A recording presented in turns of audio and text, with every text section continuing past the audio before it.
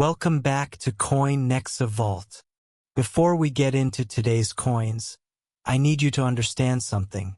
The 4 Roosevelt Dimes we're covering right now are not the kind of coins you gloss over, because each one carries a story, a specific detail to check, and a value that will genuinely surprise you. And I can promise you with total confidence that the final dime on this list is the most remarkable of everything we cover today. So staying until the end is not optional if you care about what's in your change jar. The 2013 Roosevelt Dime is where we begin, and here's what makes this one immediately interesting. Most people assume that a coin produced less than 15 years ago couldn't possibly be worth anything beyond its 10-cent face value.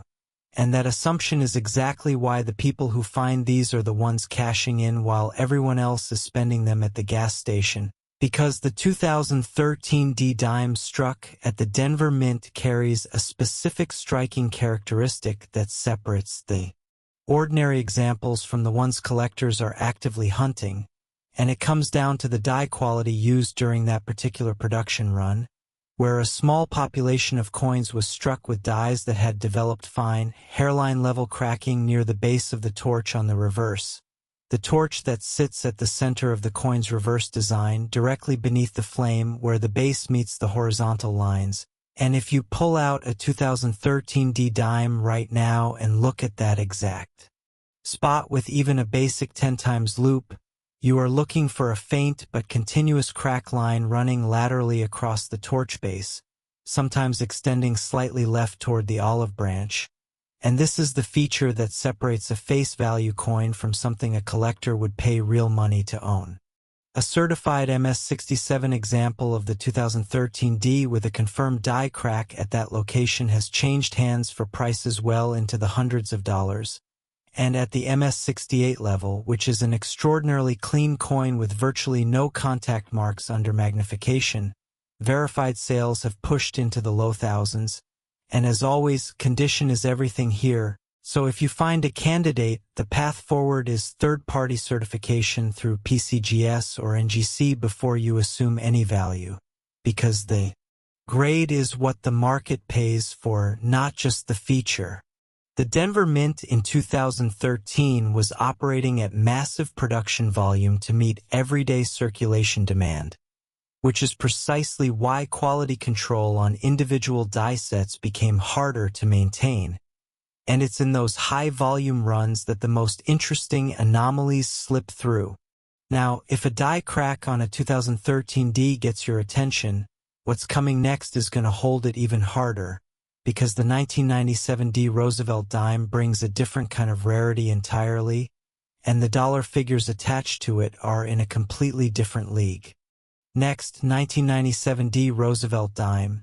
And I want to challenge you on something before we go any further, because if someone told you that a dime from 1997 could be sitting in an old coffee can in your garage right now and be worth serious collector money, would you go look? You should, because the 1997 D has a documented variety that the broader public almost never hears about, and it centers on the mint mark itself, that small capital D punched below the date on the obverse, just to the right of the base of the numeral 1 in the date.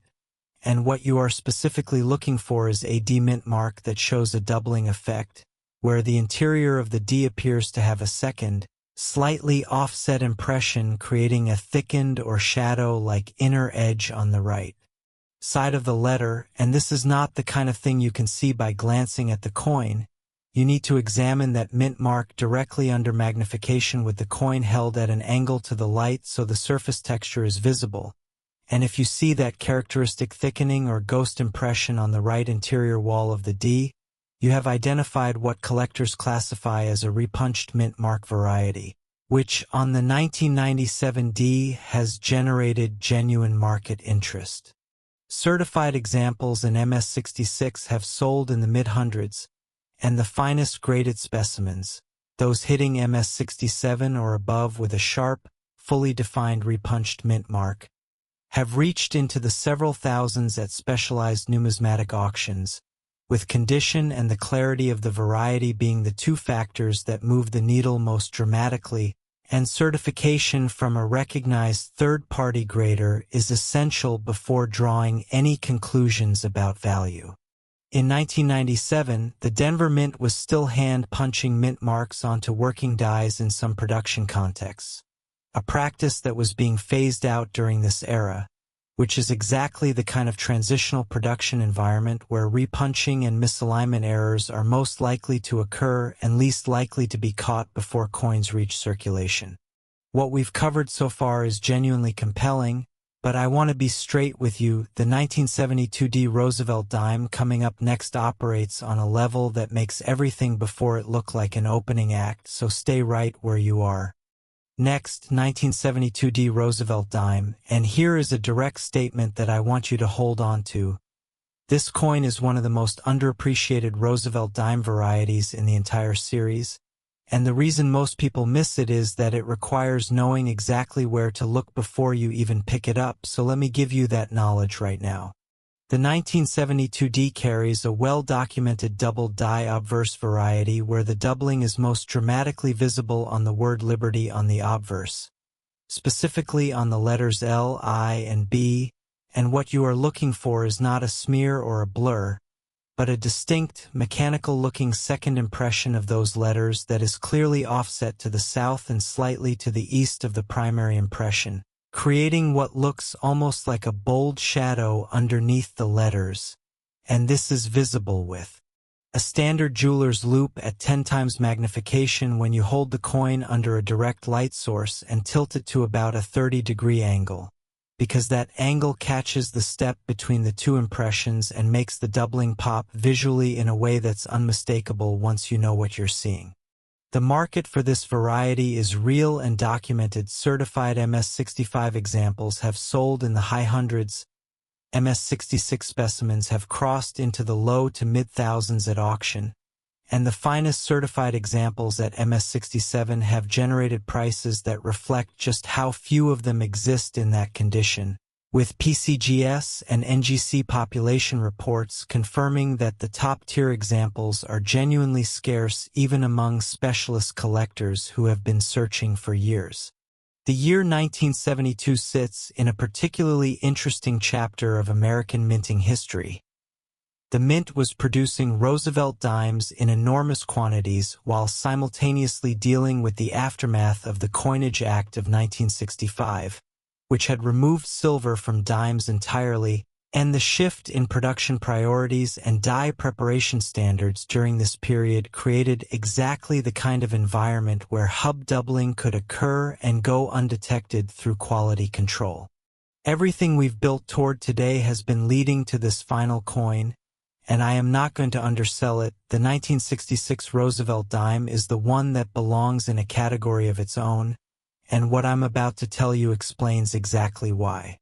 Next, 1966 Roosevelt dime, and this is the one. This is the coin that collectors who specialize in the Roosevelt series point to when someone asks them what the most genuinely significant modern dime in existence looks like, because 1966 is not just another year in the series. It is a year that produced something the United States Mint never intended and could not take back, and the reason starts with a decision made just 1 year earlier. The Coinage Act of 1965 eliminated silver from dimes entirely, switching to a copper-nickel-clad composition, and 1966 was one of the first full production years under that new standard.